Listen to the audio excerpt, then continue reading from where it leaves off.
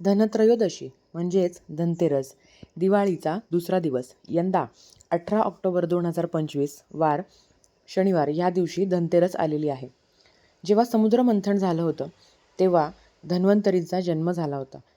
भगवान धन्वंतरी ही भगवान विष्णूंचा एक अवतार आहे आणि खरं तर आपलं शरीर हेच खूप मोठं धन आहे. ह्याच दिवशी आपल्याला भगवान धन्वंतरी देवांची आणि आपल्या घरात असलेल्या धनधान्याची पूजा करायची आहे. संध्याकाळी यमदीपदान करायचं असतं. धनतेरसला एका नैवेद्याचा मोठा मान आहे. धनतेरसची पूजाविधी करून झाल्यावर सेवा काय करायची?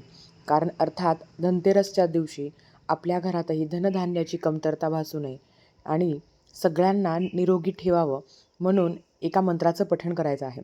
ही सेवा आपण वर्षातून एकदाच करू शकतो. कुठला आहे तो मंत्र? कुठली ती प्रभावी सेवा करायची आहे? या संदर्भातील सविस्तर माहिती खाली दिलेल्या लिंकवर आहे.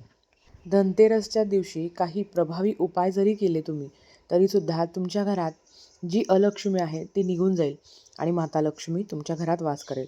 ह्या दिवशी बऱ्याच ठिकाणी लक्ष्मीची सुद्धा पूजा केली जाते. तुम्ही लक्ष्मीची सुद्धा पूजा करू शकता, पण भगवान धन्वंतरीची पूजा करायला विसरू नका, जे आयुर्वेदाचे देव आहेत. ज्या घरात ह्या प्रकारची सेवा केली जाते त्या घरात कधीही धनधान्याची कमतरता भासत नाही आणि भगवान धन्वंतरींची त्या घरावर अखंड कृपा राहते.